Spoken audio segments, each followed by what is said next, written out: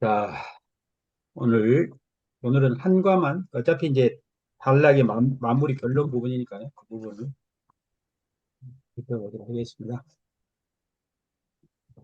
음, 네. 히브리서는 여러 개의 짤막한 그 설교들로 구성이 되어 있어요. 그래서 각각의 설교마다 이제 다양한 그 하나의 주제들을 가지고 구약과 신약을 대조하면서 구약보다 신약이 얼마나 탁월하고 복된 것인가, 이런 것을 풀어가고, 그러면서 항상 마지막 권면은 그 경고적으로 권면하는, 그런 틀로 쭉 되어 있습니다. 그래, 지난주에 좀 대면으로 모일 때 많이 했어요, 공부를. 예, 한 단락을 거의 다 했거든요. 8장. 그러니까 공부한 내용은 그 탑재가 돼 있으니까 참고해 보시고요. 그래서 이 히브리서 8장 1절부터 39절까지가 한 단락이에요. 한 단락인데, 이, 이 단락을 보면은 그 예수 그리스도의 그 대제사장직이 언약이라는 주제와 연결해서 논의를 하거든요. 그래서 옛 언약과,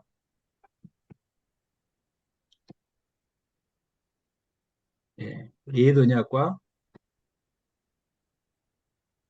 새 언약을 대조하면서 옛 언약에 들어졌던 그 예법들 있죠. 제2, 또 새 언약에서 예수 그리스도가 들었던 예법, 이것을 이제 대조하면서 옛 언약과 옛 언약 예법에 비해서 새 언약과 새 언약 예법이 얼마나 탁월한가, 탁월함을 쭉 증명해 나가는, 그런 음, 이야기를 쭉 살펴봤었거든요. 네, 여기 이제 그 몇 쪽에 보면은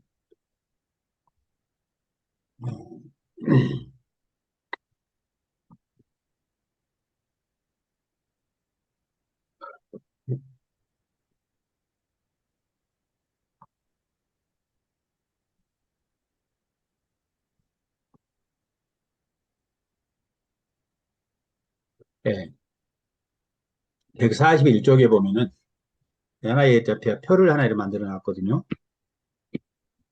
141쪽에 보면은 표를 하나 만들어 놨어요. 이게 대조가 되는데, 그래서 옛 언약의 직무 수행자는 누구였는가? 이것은 아론과 그의 제사장들, 아론과 그 제사장들이죠. 새 언약은 옛 언약은 율법, 새 언약은 이제 복음인데, 새 언약의 직무 수행자는 누구인가? 예수 그리스도시죠. 예수 그리스도. 우리의 영원한 대제사장이신 예수 그리스도. 구약은 아론과 그 아론의 계열을 따른 사람 직무자죠. 사람 직무자들을 통해 직무를 했고. 그리고 구약의 제사장들이 직무를 수행한 장소는 뭐냐면은 땅의 성소였죠. 땅의 성소. 그런데 예수 그리스도께서 직무를 수행한 것은 하늘 성소죠. 하늘 성소다. 근데 이 땅의 성소는 모형이죠. 모형. 복제품. 하늘 성소가 뭐예요? 실체죠. 실체. 그러니까 구약에서 있었던 땅의 성소인 성막과 특히 성전, 그 중에서도 모세를 통해 주신 성막을 이제 중심으로 대조를 하고 있죠. 그것은 하늘의 식양대로, 하늘 성소의 식양대로 만들어진 모형인 성소다 하는 것이었고요. 그러면 땅의 성소에 들여졌던 제물은 뭡니까? 짐승이죠, 짐승. 짐승의 희생제물. 짐승의 희생제물이었죠. 짐승의 희생제물로 드려졌죠. 그러나 새 언약을 세우시는 이 직무 수행은, 제물은 뭐입니까? 어린 양 대신 예수 그리스도. 예수 그리스도가 속죄물이었죠. 그리고 구약의 예언약의 구약의 율법 아래 들어졌던 성소에 들어졌던 그 예법들의 예언약 예법들의 횟수는 뭡니까? 여러 차례죠. 셀 수 없을 만큼 여러 차례죠. 예. 계속해서 반복되는 반복되는 짐승의 피 흘림이 필요했던 거예요. 이게 이제 구약 시대죠. 그러나 새 언약 같습니까? 새 언약은 단번이죠, 단번. 이래. 단번에 영원한, 단번에 영원한 속죄의 제사를 드리셨죠, 예수 그리스도. 또 구약에서의 이 여러 수도 없는 짐승들이 죽어갔지만 이런 것들은 다 어떻다고 그렇습니까? 효과가 효과가 없었다고 그러죠. 그냥 개혁할 때까지 개혁할 때까지만 맡겨둔 것이 비유에 불과하다. 비유에 불과하다. 이렇게 이야기를 해요. 그런데 새 언약을 세우신 새 언약 안에 감당한 예수 그리스도의 그 통해서 이루어진 이 속죄의 제사입니까? 예? 완전한 속죄죠. 네. 완전한 속죄를 이루었다. 그러니까 이 비교를 해보면은 옛 언약과 새 언약을 대비했고 옛 언약에서 드려졌던 그 예법, 대제사, 아론과 그의 계를 따르는 사람 대리자를 통해서 드렸던 그 제사와 멜기세덱의 반차를 통해 오신 우리 영원한 대제사장이신 예수 그리스도를 통해서 드려진 그 제사의 탁월함, 이것을 계속 강조를 해왔어요. 이 표만 이해하면은 지금 이번 단락 8장 1절부터 시작해서 10장까지의 그 단락의 모든 이야기가 다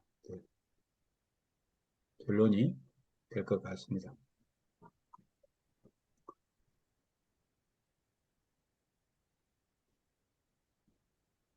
그래서 이제 이걸 근거로 해서 이런 탁월함에 대한 근거를 가지고 그런 탁월함에 대한 근거를 가지고 이제 권면하는 내용이죠. 오늘 이야기가. 그래서 그래 이스라엘 백성들의 열조들과 세운 그 옛 언약과 우리의 영원한 대제사장 통해서 세워진 새 언약이 대조가 돼요. 이번 이 단락에서 지금 이 단락은 옛 언약과 새 언약을 대조하는 단락인 1절부터 13절. 또 옛 언약에서 드려졌던 그 제사 드리는 예법들과 새 언약의 예법을 또 대조를 하는 이야기가 이렇게 나오고요. 그리고 나서 이제 결론의 말씀, 오늘 19절부터 39절까지의 결론의 말씀이죠. 이게 이제 권면이죠. 권면인데 히브리서는 항상 뭐예요? 경고성 권면이죠. 경고성 권면으로 되어 있습니다. 그게 오늘 우리가 살펴볼 10장 19절부터 마지막 절까지 그런 내용이 되겠습니다.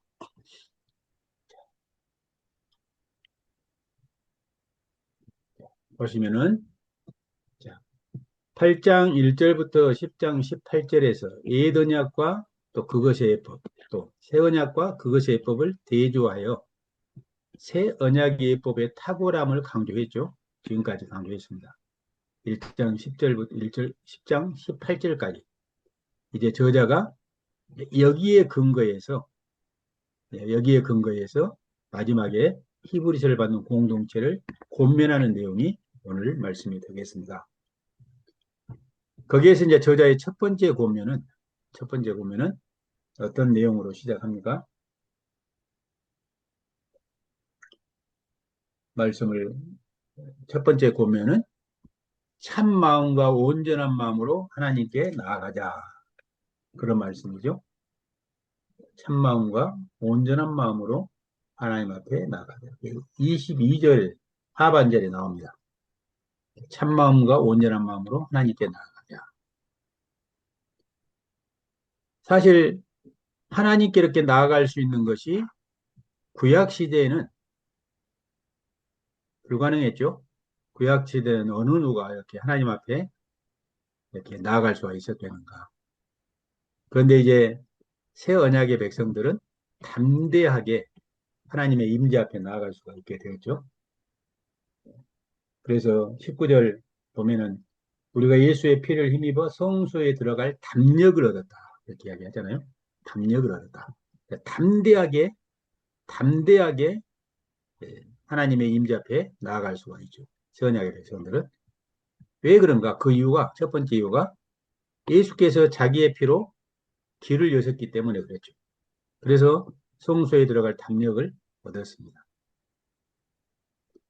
이 성소라는 것은 구약에서의 성소는 예, 지금 여기에서 말하는 이 성소는 본문에 말하는 성소는 우리의 중보자 예수께서 들어가신 하늘 성소를 말하죠. 하늘 성소를 말합니다.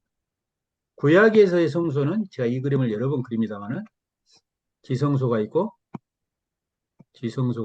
여기가 성소가 있잖아요. 그럼 여기에 이제 휘장이 있고 성소 휘장이 있고 여기가 그룹 형상이 이렇게 새겨져 있습니다.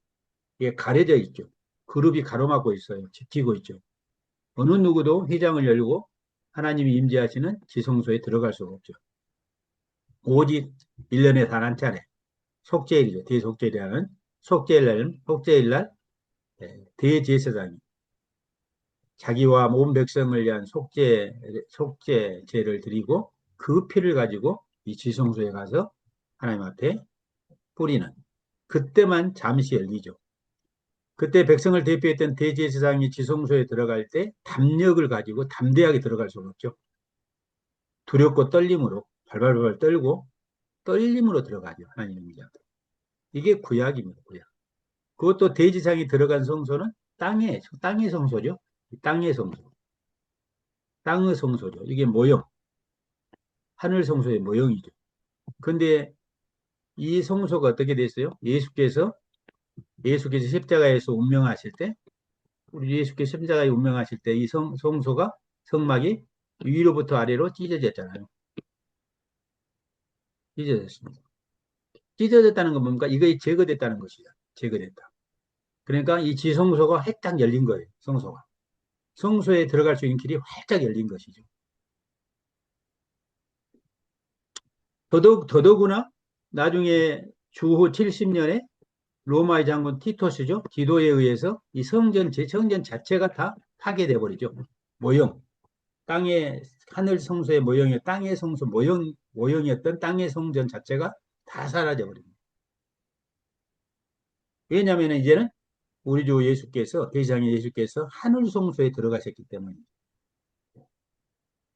그러니까 여기서 말하는 성소는 예수께 들어간 하늘 성소이며 동시에 하나님의 임재죠. 하나님의 임재의 길이 열린 것이죠. 조금 더 설명을 한다면은 이제는 예수 그리스도를 믿는 모든 백성들의 마음, 영 안에 어때요? 영 안에 성삼위 하나님께서 성령 안에서 내주하여 계시죠. 그러니까 이제는 누가 성소입니까? 바로 예수 그리스도를 믿는 자 모두가. 그러니까 성령이 내주하여 계시는 성도들 자체가 다 성전이죠. 성소죠. 또 그들이 모인 교회 공동체가 성전이 되는 그런 시대가 되었죠. 그러니까 하나님의 임재가 우리 안에 함께한 그런 시대가 되었죠. 그래서 하나님의 임재의 길이 활길이 활짝 열렸고 하나님의 임재가 우리를 찾아왔죠. 우리가 하나님의 임재 앞에 가는 게 아니라 바로 예수 그리스도께서 그분의 희생을 통해 성소 휘장뿐만 아니라 성전 자체가 땅의 성소 자체가 사라졌죠. 그래서 이제 새 언약 시대를 사는 신약의 교회는 새 언약의 백성들은 예수의 피를 힘입어 하나님의 임재 앞에 그것도 담대하게 나아갈 수 있죠. 마치 그 어린아이가 아버지에게 시도 때도 없이 어느 장소나 시간에도 품으로 담대하게 달려 들어올 수 있는 것처럼 신약의 교회는 그처럼 우리 아버지 되신 하나님 앞에 예수 그리스도의 피를 힘입어서 담대하게 그분의 임재 앞에 나갈 수 있는 그런 길이 활짝 열리게 되었다. 그래서 예수 그리스도의 육체, 즉 휘장이 찢어짐을 통해서 하나님의 임재 앞에 나아갈 수 있는 길이 이렇게 활짝 열리게 되었다. 활짝 열렸죠. 그 길은 첫째, 새로운 길이다. 그래서 20절에 그러죠. 새로운 길이다. 또 하나는 살 길이다. 그렇게죠. 그 길은 새로운 길이면서 살 길이다. 그렇게 이야기를 하고 있습니다. 그러면서 그 찢어진 휘장이 바로 예수 그리스도의 육체를 상징한다. 이렇게 말을 하고 있습니다. 자, 두 번째로 선약 백성 하나님의 임재 앞에 담대하게 나아갈 수 있는 두 번째 이유는 뭔가? 우리에게 하나님의 집을 다스리는 큰 대제사장이 큰 제사장이 계시기 때문이다. 그렇게 이야기를 하고 있죠. 선약 백성들에게 그들을 다스리는 대제사장 예수님이 계십니다. 예수 그리스도를 통해서 선약 백성들은 마음의 풀임을 받아 악한 양심으로부터 벗어났죠. 악한 양심으로부터 벗어났습니다. 구약의 예법은 어때요? 구약의 아론과 그 계열 대제사장들이 하는 예법을 통해서는 마음까지 깨끗게 할 수 없었다. 비우라, 개혁할 때까지 맡겨놓는다 그랬죠. 그런데 이제 예수 그리스도의 그 피는, 보혈은 어때요? 악한 양심도 씻어서 깨끗게 하는 그런 것이죠. 구약시대 짐승의 희생제사는 옛 백성의 양심상 깨끗하게 하지 못했어요. 비유였어요, 비유. 그런데 예수 그리스도의 보혈은 새언약 백성의 악한 양심을 정결케 합니다. 네. 전인격적인 변화가 일어나죠. 뿐만 아니라 몸 또한 맑은 물로 씻음을 받았다. 이렇게 이야기를 하고 있죠. 참 마음과 온전한 그 맑은 벗어나고 몸은 맑은 물로 씻음을 받았나니 이렇게 말합니다. 여기서 맑은 물로 씻은 몸 이야기는 예수 그리스도의 희생을 통해서 내적인 정결,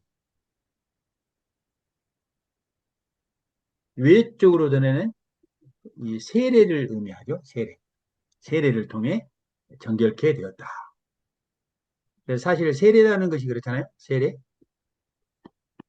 세례라는 것이 이렇게 물이 있다면은 들어갔다가 잠겼다가 다시 나오잖아요. 그러니까 옛사람이 죽고 다시 새 사람으로 새롭게 씻음받은 그 의미를 나타내는 게 세례잖아요. 그래서 물로 씻음을 받았다. 예수 그리스도의 희생은 새 언약 백성을 전인적으로 정결케 한다. 마음뿐만 아니라 몸, 전인격을 정결케 한다. 그래서 새로운 피조물이라 그렇게 말하잖아요. 새로운 피조물이라. 혹은 새로운 창조라 이렇게 표현합니다. 새로운 창조라. 그래서 옛 언약 백성은 예수 그리스도의 희생과 그분께 세례됨을 통해 새 언약 백성은 참 마음과 온전한 믿음을 갖게 되었습니다. 그러니까 이것을 근거로 새 언약 백성은 하나님의 임재 앞에 당당하게 나아갈 수 있는 것이죠. 그래서 저자는 뭐라고 첫 번째 고면을 하는 거예요? 22절 하반절에 보니까 참 마음과 온전한 믿음으로 하나님께 나아가자. 그렇게 말합니다. 참 마음과 온전한 믿음으로 하나님께 나아가자. 이렇게 고면을 합니다. 이게 첫 번째 고면입니다. 자, 그리고 나서 두 번째로 저자는 두 번째 고면을 하는데 뭐라고 어떤 고면을 합니까?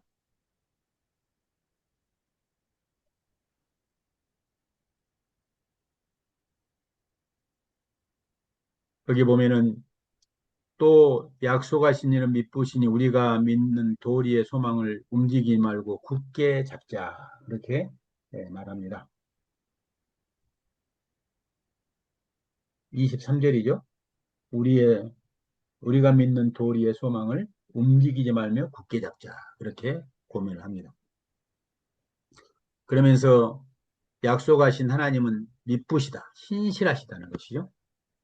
그래서 구약의 여러 선지자를 통해서 예언하신 그 신실하신 하나님께서 때가 참에 그 아들을 통해서 그 약속을 다 성취하시고 지키셨죠. 그러나 그 완성은 어때요? 그 완전한 완성은 여전히 미래에 있죠. 네, 늘 말씀을 드리지만 산이 이렇게 두 개가 있다. 산이 두 개가 있다. 그랬을 때도요. 이쪽에서 보면은 산이 하나로 보이죠. 하나로 보입니다. 그러나 옆에서 이렇게 보면 어떻습니까? 두 개의 봉우리 이렇게 보이죠.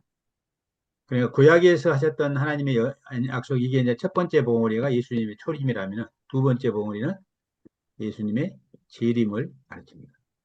초림에서 시작되었던 그 하나님의 신실하신 은혜가 재림 때 이제 완성이 되어지죠. 그 시대를 우리가 이제 살아가고 있는 것이죠. 주님이 재림하실 때 약속에 대한 완전한 성취가 그때 이루어지게 될 것이죠. 그래서 새 언약 백성들은 이미 예수님의 초림을 통해 이루어진 생명을 누릴 뿐만 아니라 현재적으로 누리죠. 현재적으로. 그리고 예수님을 통해 완성된 하나님 나라를 소망하면서 그 미래적인 생명이죠. 오늘 하루를 살아가는 것이죠. 그게 이제 새 언약 백성들의 현주소죠. 그러니까 새 언약의 백성들은 어떻게 해야 된다?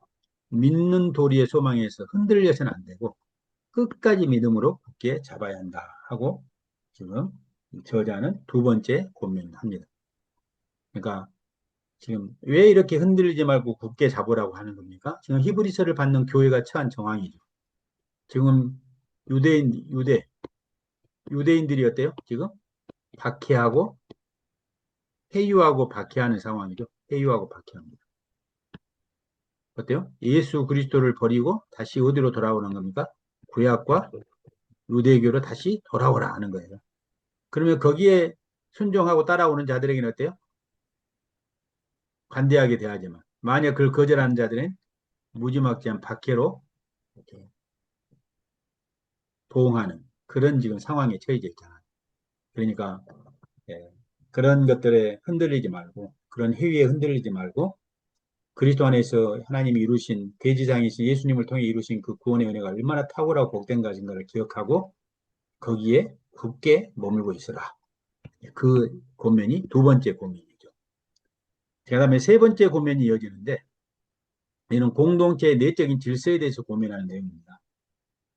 세 번째 고면이 또 나오는데 24절부터 보면죠. 서로 돌아보라. 사랑과 선행을 격려하라. 모이기를 피하는 어떤 사람들의 습관과 같이 습관을 따르지 말라.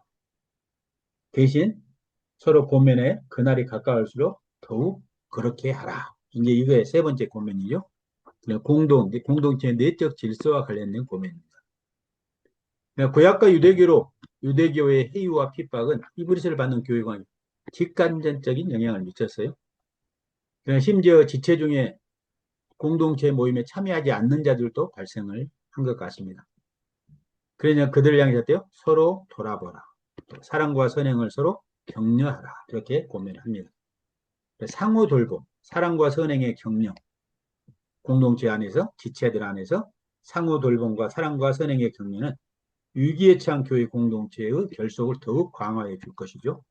그러니까 어떤 어려운 상황에서도 모이기를 게을리지 하거나 피하거나 패해서는 안 된다. 하는 것이죠. 혼자서는 힘들지만 여러 사람이 함께 힘을 합칠 때 서로 격려가 되고 힘이 되어서 어려움들을 극복해 갈 수가 있기 때문에 그렇죠. 그러면서 그날이 주님의 재림이 가까움을 볼수록 더욱더 서로 서로 상호 돌보고 사랑과 선행으로 격려하고 계속해서 모임을 피하는 자들을 따르지 말고 신실하게 공동체를 유지해 나가도록 고민하는 내용이 1차적인 이야기죠. 19절부터 시작해서 25절까지의 그런 내용이 되겠습니다. 이렇게 상당히 긍정적으로 은혜롭게 이렇게 고민을 한 이야기가 19절부터 25절까지예요. 그런데 이제 26절부터 39절은 사뭇 분위기가 달라집니다. 사뭇 분위기가 달라져요.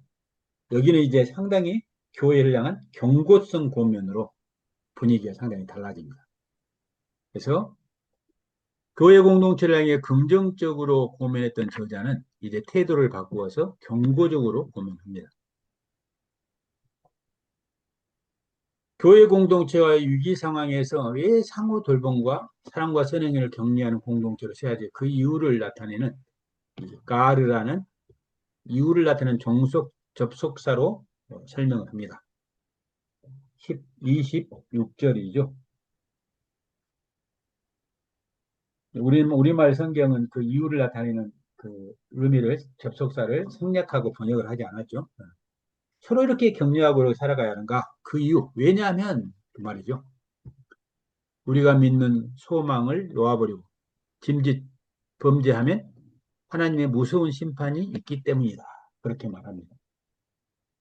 우리가 진리를 아는 지식을 받은 후 짐짓 죄를 범하면 다시 속죄하는 제사가 없다. 이렇게 이야기를 하고 있죠. 또 오직 무서운 마음으로 심판을 기다리는 것과 대적하는 자를 태울 맹렬한 불만 기다린다. 그냥 속죄하는 제사가 없고 대신 어때요? 심판과 심판의 불만 기다린다. 그렇기 때문에 서로 이렇게 격려하면서 믿음을 굳게 지켜야 한다. 그렇게 이야기를 하고 있죠. 여기서 이제 짐짓 범하는 죄가 무엇인가? 여기서 짐짓 범하는 죄 이야기를 하고 있잖아요. 짐짓 죄를 범한 적.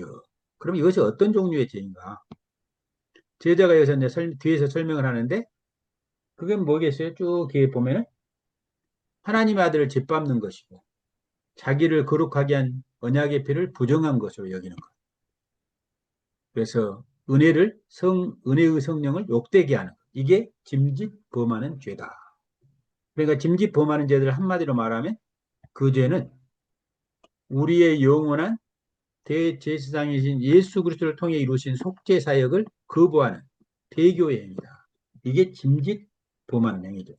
어떤 연약함 때문에 실수로 어떤 그 크고 작은 죄를 짓는 윤리적인 도덕적인 죄를 여기서 짐짓 범하는 죄라고 말하는 게 아니라 배교의 죄를 이야기하고 있죠.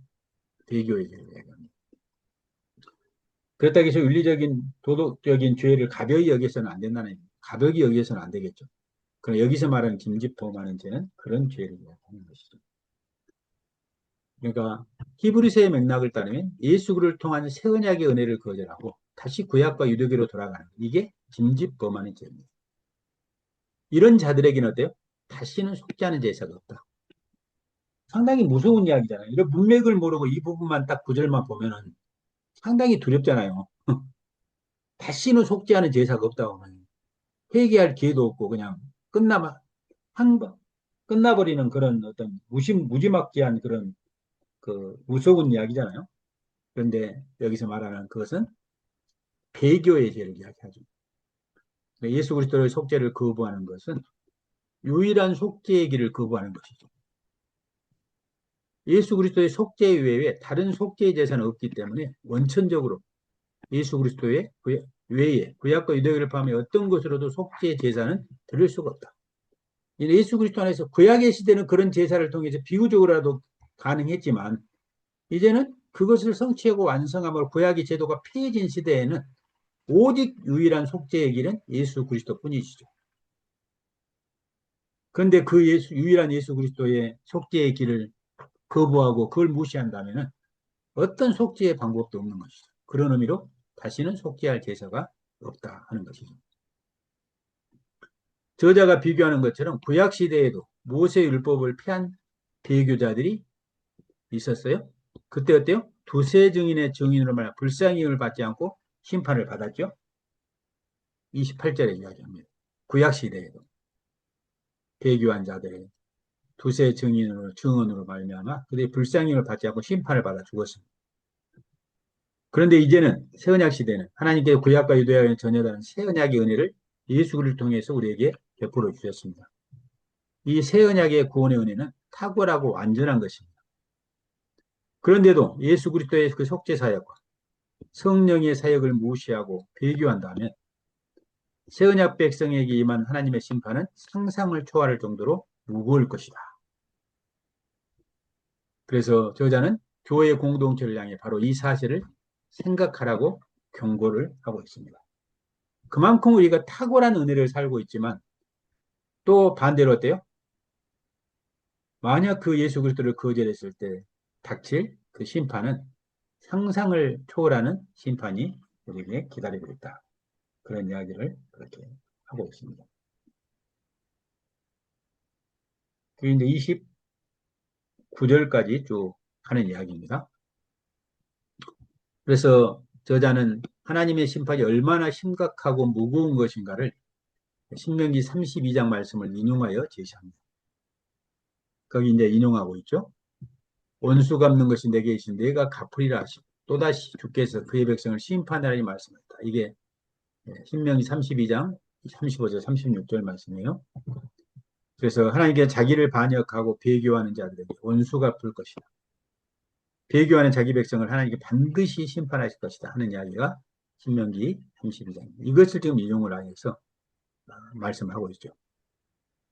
그래서 이처럼 배교하여서 하나님의 심판의 손아귀에 빠져들어가는 것이 얼마나 무섭겠는가. 얼마나 무섭겠는가. 그것을 얼마나 무겁겠는가를 생각을 해라. 31절까지 그렇게 이야기를 합니다. 그래서 이 배교와 하나님의 심판의 심각성으로 경고하고 난 저자는 교회 공동체를 격려합니다. 격려하는 이야기가 이제 32절부터 이어지죠. 히브리서를 받는 교회 공동체는 전날에 빛을 받은 후에 고난의 큰 싸움을 잘 견디어냈었습니다. 전날에 이전에. 또한 그들은 어때요? 예수 그리스도를 믿는 신앙 때문에 사람들에게 비방을 받았고 환난을 받으며 구경거리가 되었어요. 심지어 믿음의 소망 때문에 수치와 환난을 당하는 지체들을 외면하지 않고 그들의 친구가 되어 사귀어 주었습니다. 그러니까 이전에 그들이 그리스도 안에 선약의 백성이 된 다음에 얼마나 그들이 믿음으로 이렇게 반응하며 살아갔는가 하는 것을 상기시키는 내용이죠. 32절 이하가. 더 나아가서 이 교회는 복음 때문에 감옥에 갇힌 자들을 동정하였고 자기의 재산을 빼앗기는 것도 기꺼이 감당을 했습니다. 34절까지 이야기를 하고 있죠. 왜 그들은 이런 핍박과 환난 가운데서도 기꺼이 이 예수 그리스도의 복음과 신앙 때문에 이런 고난과 고통을 기꺼이 감당할 수 있는 이유가 뭐였는가? 그 이유를 이야기하는 것이 34절 하반절이죠. 그 이유가 뭡니까? 그들이 기꺼이 환난과 수치를 기꺼이 감당했던 그 이유는 더 낫고 영구한 소유가 있는 줄을 알기 때문이다. 이렇게 이야기합니다. 예수께서 그 십자가에 죽으시고 그가 들어가신 곳이 땅의 성소가 아니라 하늘 성소였죠. 하늘 성소에 들어가셨어요. 하늘 성소에 들어가셨어요. 하나님의 나라는 구약처럼 땅에 속한 나라가 아니죠. 땅에 속한 나라가 아니에요. 이것은 하나님의 모형일 뿐이고 하나님의 교회는 하나님의 나라의 백성이 되었죠. 이건 실체죠, 실체. 구약의 나라의 실체. 네. 그래서 예수 그리스도를 통해서 얻은 구원을 받은 세언약 백성들은 모형인 이 세상에 속한 땅의 나라를 상속받은 것이 아니고 원형인 하늘에 있는 나라를 상속받았습니다. 그들이 얻은 기업인 하늘의 나라는 땅의 나라에 비해서 더 낫고 영구한 소유입니다. 더 낫고 영구한 소유죠. 이 하나님의 나라가 더 낫고 영구한 나라가 예수님의 초림으로부터 시작이 되었죠. 근데 그것이 예수님 재림 때 완성이 되죠. 예. 그 더 낫고 영구한 나라가 재림 때 완성이 됩니다.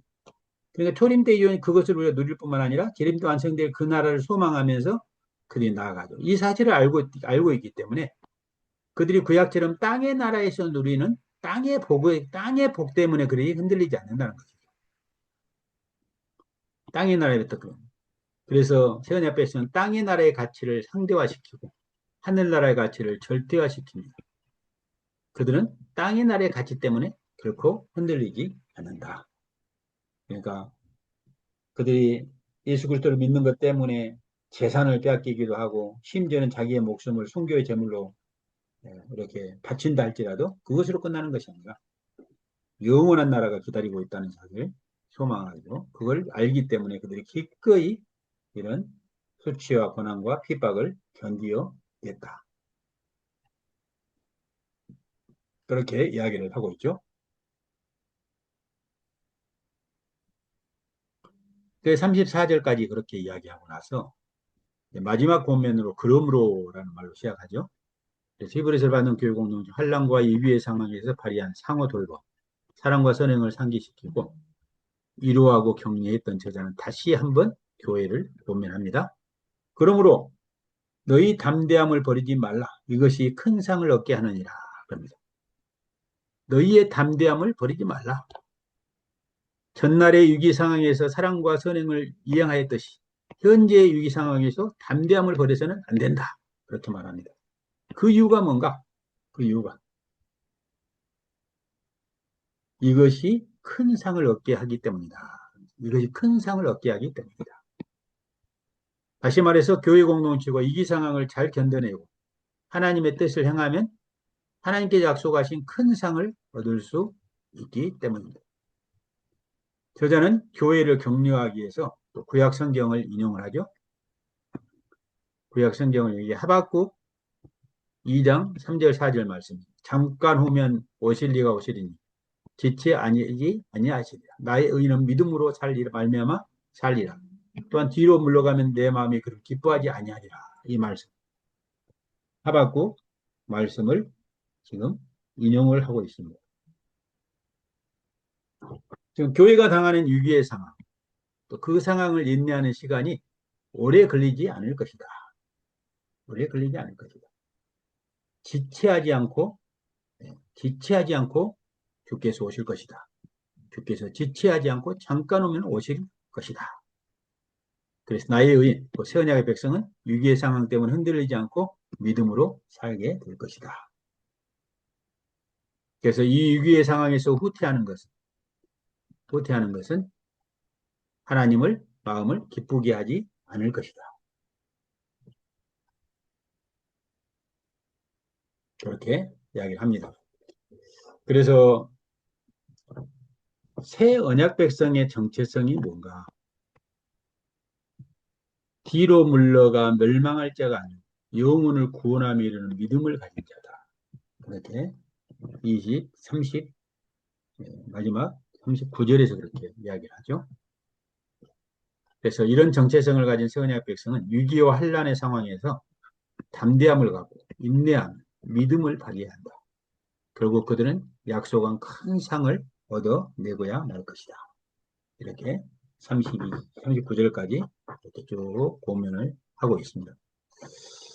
그러니까 이 8장 1절부터 시작되었던 말씀이 10장까지 계속 3장에 걸쳐서 비교적 좀 긴 내용이죠.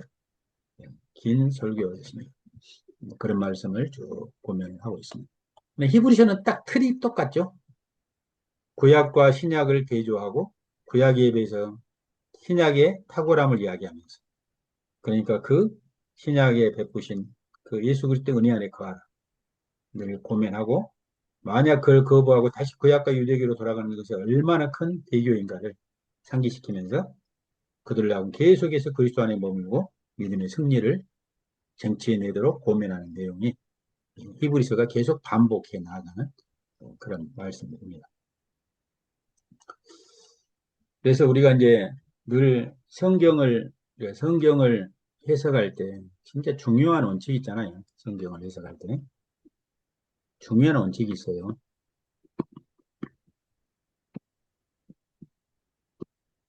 반드시 우리는 성경을 해석하고 나서 적용을 해야 되잖아요. 해석도 없이 바로 그걸 적용을 시키면 반드시 왜곡이 됩니다. 성경을 해석하는 원칙이 있는데 가장 중요한 게 있으면 뭐겠어요? 문맥이겠죠.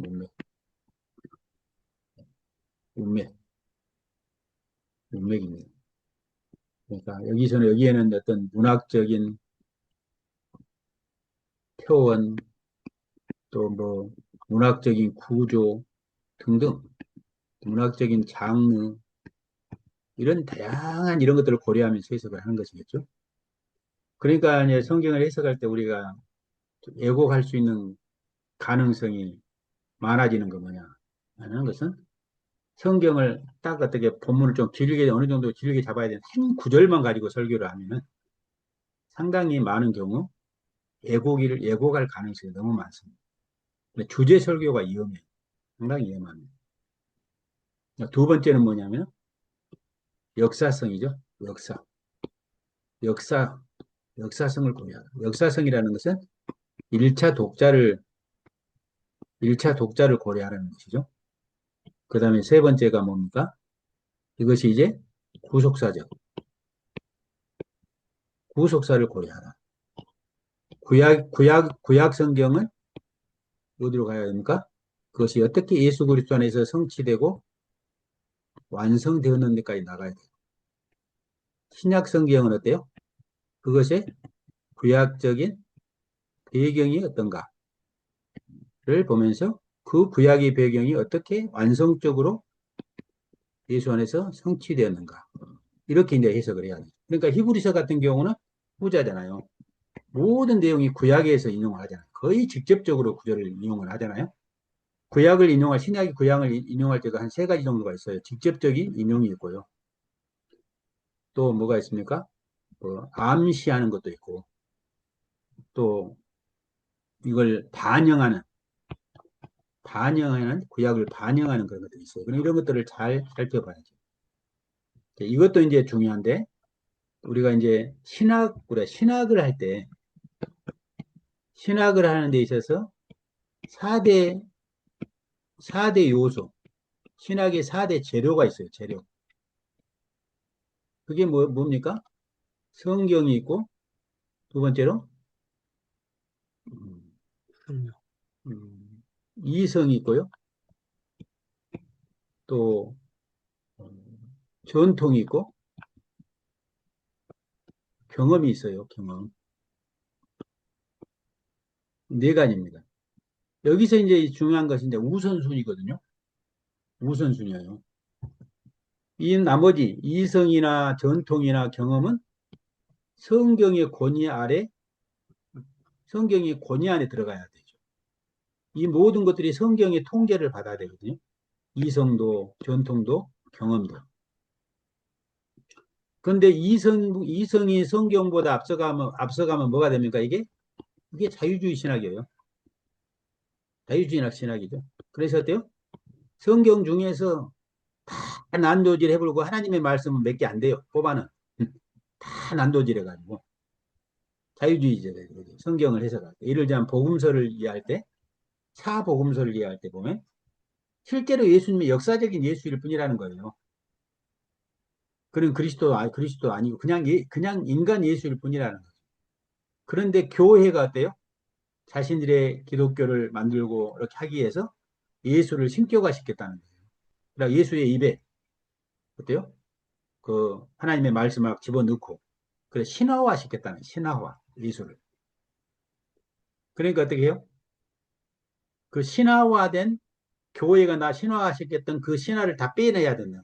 그 역사적인 예수가 행한 일과 말이 뭔가를 이렇게 분별해내야 된다. 이게 비신화화라고 이야기해요. 이게 이제 이성이 앞서가니까 그렇게 나오는 것이죠. 그 다음에 뭡니까? 성경보다 전통을 이렇게 앞서, 그러니까 전통이 성경의 권위보다 위로 가면 어떻게 됩니까? 이것이 이제 그냥, 뭐라고 할까요? 이제 상당히 이제 교리 중심으로 이렇게 나가겠죠? 교리 중심. 그래, 예, 맥이 빠진 정통주의자가. 저는 이제 특히 그런 면에서 참 중요하죠. 참 이게 참 조심스러운 말이죠, 이게 사실. 그러니까 어떨 때는 보면은 이제 이런 생각이 많이 회의감이 들 때가 있어요. 회의할 때는. 현타가 온다 할까? 진짜 성경을 연구할 필요도 없겠다. 예, 성경을 연구할 필요가 없고, 신학을 이렇게 공부할 이유도 없겠다 생각이 들 때가 많아요. 무엇만 하면 돼요? 그냥 칼빈의 저기 뭡니까, 갑자기 생각이 안 나네. 기독교 강요. 기독교 강요. 기독교 강요만 열심히 읽으면 돼요. 성경 읽을 필요 없어. 좀 극단적으로 말하면. 기독교 강요만 열심히 읽으면 돼요. 그런데 나는 이런 걸 보면서 어떤 느낌이 드냐면요. 그 중세 시대에 중세시대 사람들이 그 토마스 아퀴나스의 그 유명론 그 신학, 거기에 토대의해서 모든 것들이 이루어졌잖아요. 그러니까 토마스 아퀴나스가 거의 뭐 중세 시대로 주름 잡고 그 사상 체계를 따랐잖아요. 만약 그래가지고 거기에서 어긋나면 다 이단으로 화형을 시키고 죽이고, 이미 죽은 사람도 100년이 지나서 부관 잠수해가지고 뼈를 찾아가고 화형을 시키고 막 그랬잖아요. 근데 너무 이 칼빈이라는 한 사람을 너무 우상화시키지 않는가. 이제 이런 저는 좀 우려가 되는 거죠. 칼빈은 무흠한가? 그런 생각이 들어. 칼빈의 신학은 무흠한가? 흠이 진짜 없나? 이런 생각이 드는 거예요. 상식적인 이야기인데. 그러면서 이제 성경 신학자들이 성경 본문을 이렇게 아까 같이 뭡니까? 문맥적으로 이런 또 역사적으로 해석해서 성경을 연구하다 보면은 그 전통 교리와는 조금 이렇게 대립되는 개념 같은 결론이 나온단 말이에요. 그래서 이런 결론들을 내는 책들을 쓰고 이런 주장을 하게 되면 이 칼빈주의라는 이 도구마, 이 잣대를 가지고 딱 재가지고 그냥 이단으로 정지해버리는, 한 키에 끝내버리는, 파장시키는 이런 일들이 비일비재 일어나거든요.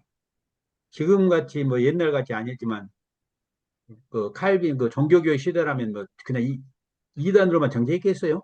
결국 죽임을 당하실 수도 있겠죠. 수많은 그 종교 개혁자들이 죽임을 당했던 것처럼.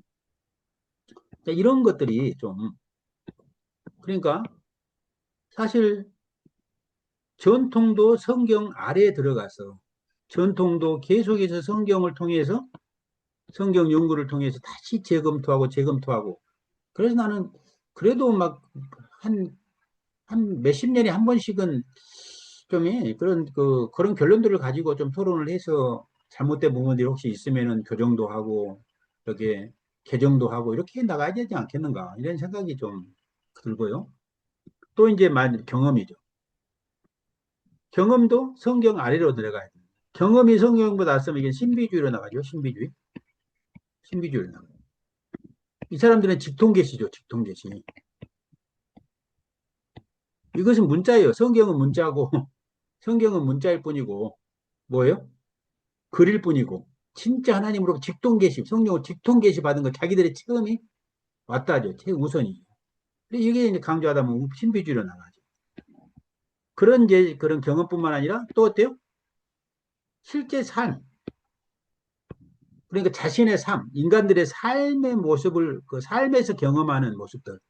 늘 죄에 넘어지고 반복된 죄를 넘어지고 연약하고 실수하고 하는 그런 모습을 보면서 그런 모습을 합리화시켜주고 그런 모습을 왜 해답을 주는 것을 찾기 위해서 성경을 연구해서 그 관점으로 성경을 해석하는 오류를 범할 수가 있단 말입니다. 그런데 아무리 자신의 삶이 실수하고 넘어지고 반복되는 실수를 하고 이런 늘 죄책감에 넘어지고 이런 일이 있다 할지라도 어떻게 해야 된다는 거예요? 그런 인간의 실존을 성경에서 인간을 뭐라고 말하는가를 보면서 거기에서 이렇게 답을 하고 거기에 비추어서 맞춰가야 되지 않는가. 그냥 자신의 부족한 그 부분을 해답을 주기 위해서 성경을 거꾸로 해석하는 게 아니라 성경의 관점으로 현재 우리 인간의 모습을 바라봐야 된다. 그래야만이 거기에서 예, 정답이 나오고 성경적인 답이 나오지 않느냐.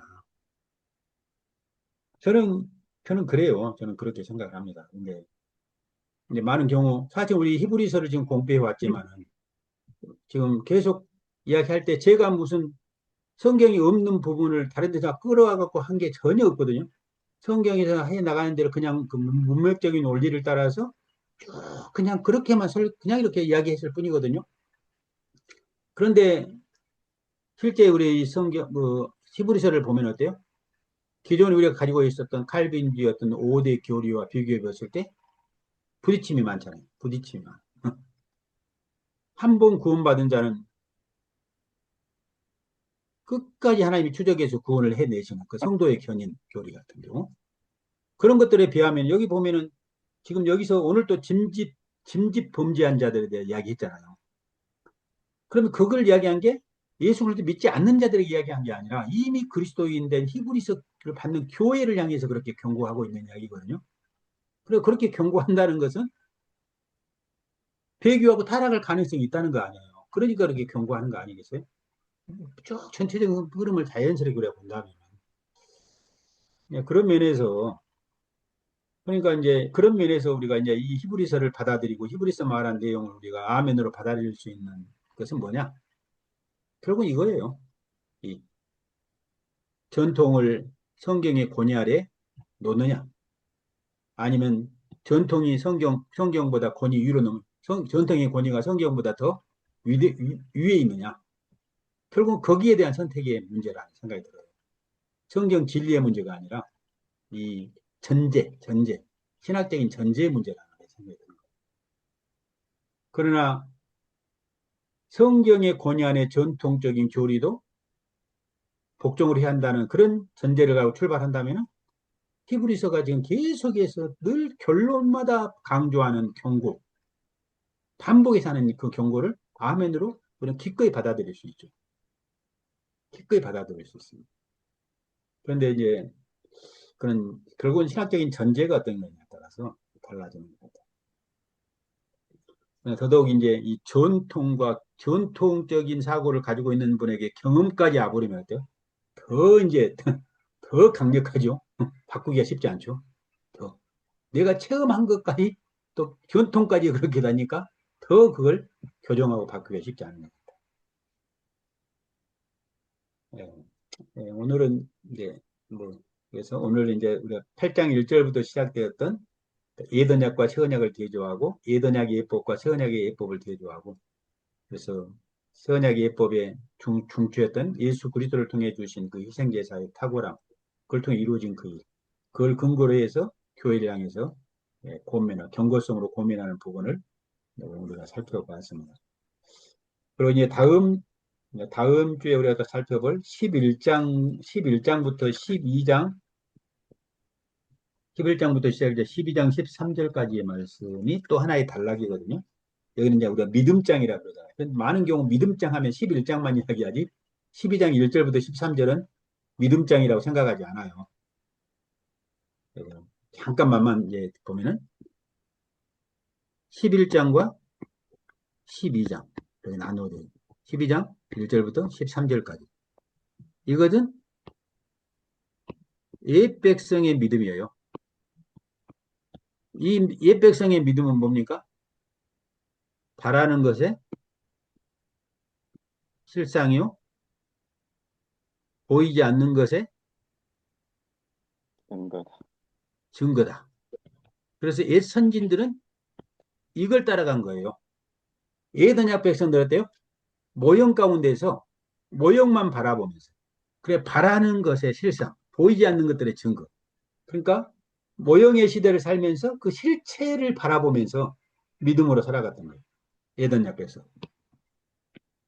이게 그러니까 우리 믿음의 정의라고 말하는 11장 1절, 2절 말씀. 이것은 구약 백성들의 믿음이에요. 그러면 신약 백성, 새 언약 백성들의 믿음은 뭡니까? 새 언약 백성들은 바라는 것에 실제 보이지 않는 것들의 증거를 따라가는 게 아니라 구약 백성들이 바라봤던 그 실상, 그 실체를 어때요? 이미 보고 있는 거예요. 그래서 12장 몇 절입니까? 12장 2절을 보면 뭐라고 말합니까? 뭐라고 고민합니까? 믿음의 주요 또 온전하게 하시는 이인 예수 그리스도를 바라보자. 그러니까 신약의 교회는 예수 그리스도를 바라보면서 살아가는 사람입니다. 이게 이제 대조가 되는 거예요. 그런데 이제 이런 대조가 없이 11장 1절 2절에 말하는 믿음은 바라는 것들의 실상에 보이지 않는 것들의 증거라 이렇게 말하면 이것도 새 언약 백성인 신약의 교회의 믿음의 삶이라 이렇게 오해를 하고 있는 대표적인 구절 중에 하나거든요. 그런 부분에 대해서 우리가 다음 주에 좀 더 자세히 살펴보면 되겠습니다.